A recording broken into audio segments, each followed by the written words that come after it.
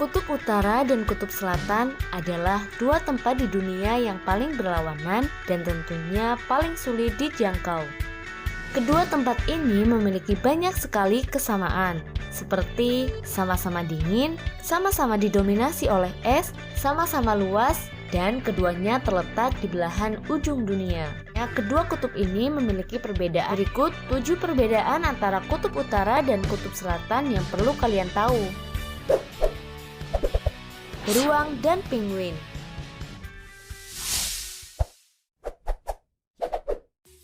Penguin hanya ada di Kutub Selatan atau biasa disebut Antartika. Di sana, penguin tidak memiliki pemangsa alami, sehingga penguin bisa lebih mendominasi.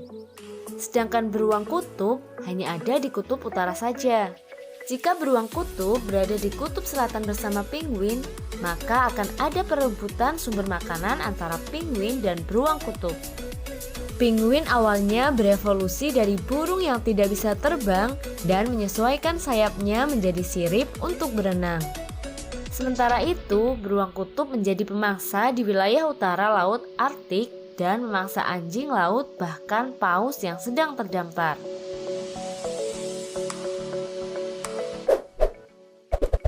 Sumber daya.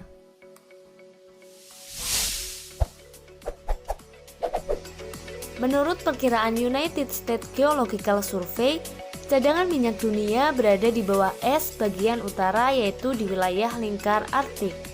Karena banyak cadangan minyak di lautan Arktik, Rusia mengklaim dengan memonopoli sebagian besar wilayah Arktik adalah wilayahnya. Tapi Amerika Serikat juga ikut mengklaim bagian wilayahnya di dekat Alaska dengan mengirimkan kapal pemecah untuk menandai wilayahnya sendiri.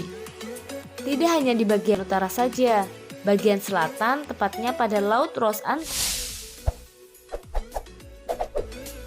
Suhu Kutub Selatan menjadi tempat terdingin di dunia karena memiliki suhu rata-rata yaitu minus 49 derajat Celcius yang menjadikan salju tidak pernah meleleh di beberapa bagian wilayah. Sedangkan Kutub Utara memiliki rata-rata suhu minus 34 derajat Celcius, namun di sana akan naik beberapa derajat selama musim panas. Suhu terendah di dunia yang pernah tercatat berada di pangkalan penelitian Vostok di dekat Kutub Selatan, yaitu minus 89,6 derajat Celcius.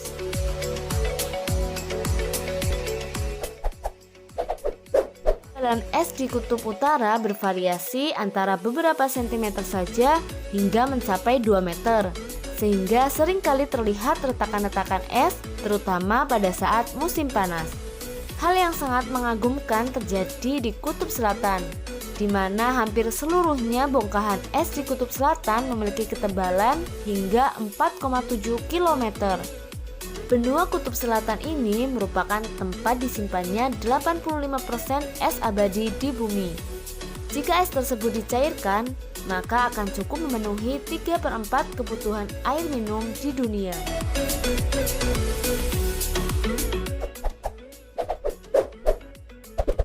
Para penghuni benua.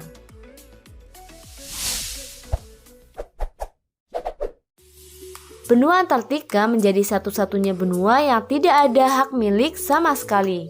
Tidak ada orang asli yang berasal dari benua Antartika yang ditemukan di sana. Seluruh wilayah benua Antartika diatur oleh perjanjian yang dimana sumber dayanya harus digunakan hanya untuk tujuan damai dan ilmiah.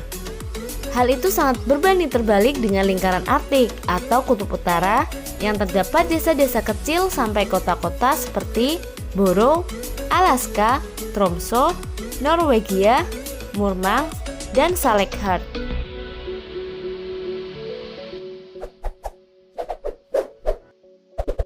Bentuk wilayahnya.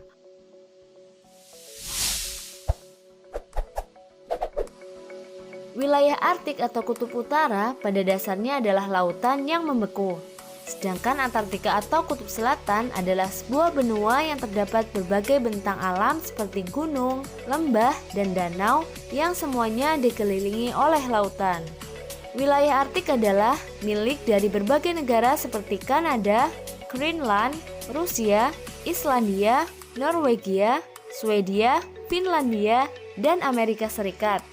Sedangkan Antartika bukan milik sebuah negara dan tidak pernah dijajah atau dihuni oleh orang Eskimo. Orang Eskimo adalah orang-orang yang menghuni kutub bumi yang hanya di kutub utara atau di lingkaran Arktik. Sedangkan pada kutub selatan atau benua Antartika hanya ada orang-orang yang sedang mendalami ilmu pengetahuan dan riset ilmiah dari berbagai negara.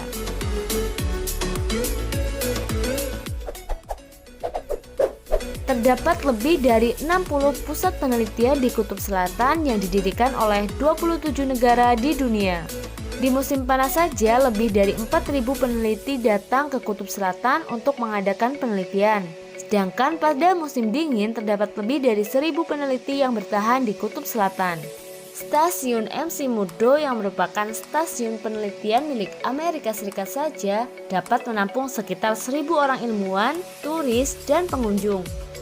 Sedangkan di Kutub Utara, para peneliti cenderung lebih sering berada di atas kapal pemecah es atau mendirikan tenda di atas permukaan air yang membeku.